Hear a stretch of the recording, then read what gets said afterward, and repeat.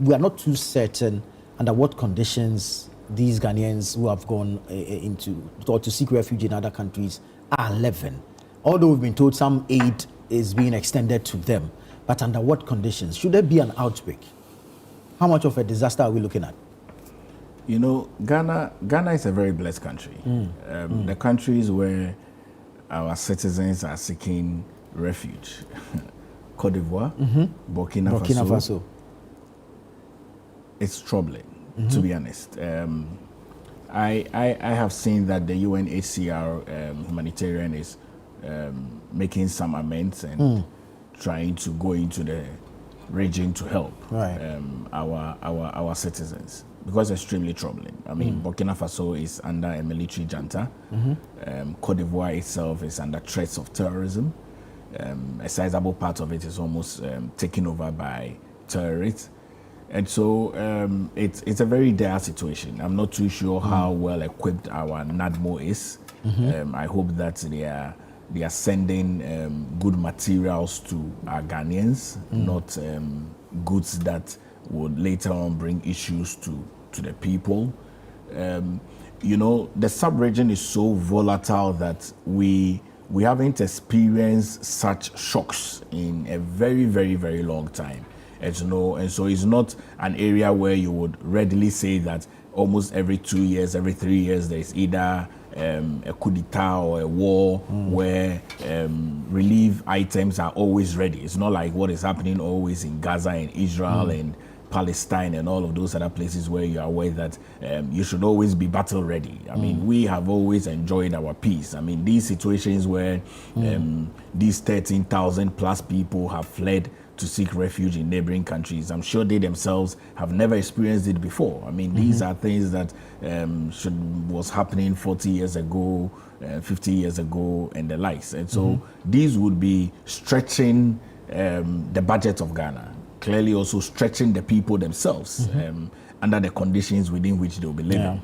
And so I would ask that the Ministry of Health looks into their issues very well, try to send a medical team there to make sure that there are no outbreaks. I mean, we're still battling with COVID-19. There are a few incidents and few cases here and there. When there are clusters, you are aware that up north as well, there's always the elephantiasis that comes along, cholera also comes along. So we need to nip this in the bud, because the more we delay, the threats are very high. And you must also remember that we have built an airport in the Savannah region. I mean, the Tamale airport is there. So the risks are very, very high that we must look into, because you don't want people who are involved in terrorism mixing our Ghanaian people and coming back into the country. So the threats are very, very high. If people say that they are hurt and they come into the country, you're not too sure whether they are terrorists. You don't know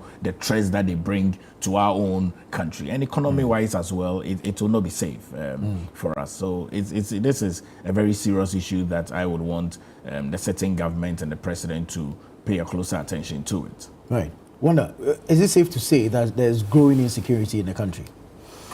No, I'll be too quick to conclude. We move around Ghana. I just arrived from Aflao this morning.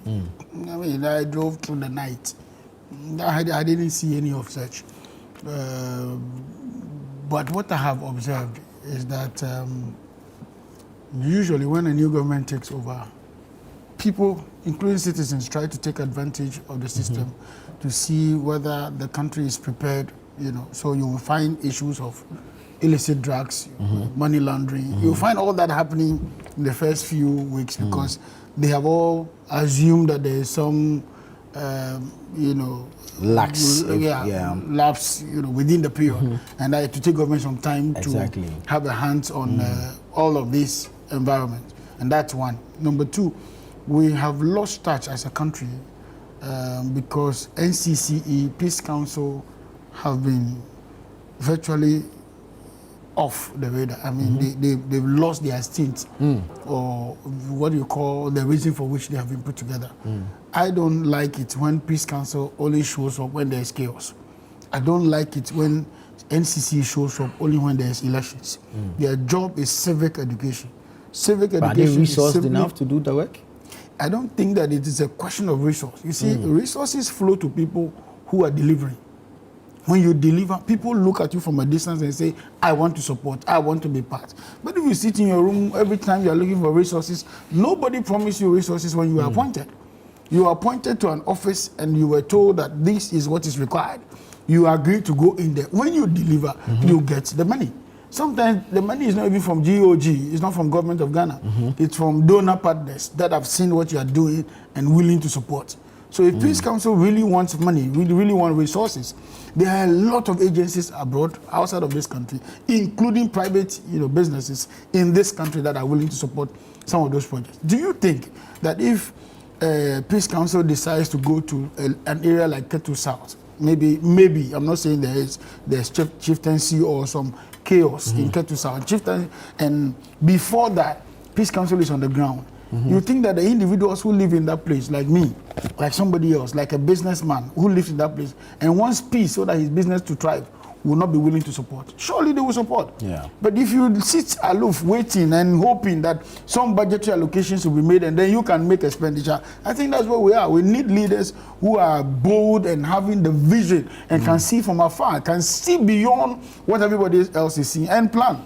Once that is happening, you will see that resources will flow to some of this area. MTN and Co, DSTV, all these guys have so much money to spend on corporate social responsibility. But where and how is a problem. They don't find the agencies that are willing and ready to run programs that will benefit them or have their interests at heart. And when you begin that process, you see people flowing resources to your area. Right. And that's where I think that we have failed ourselves.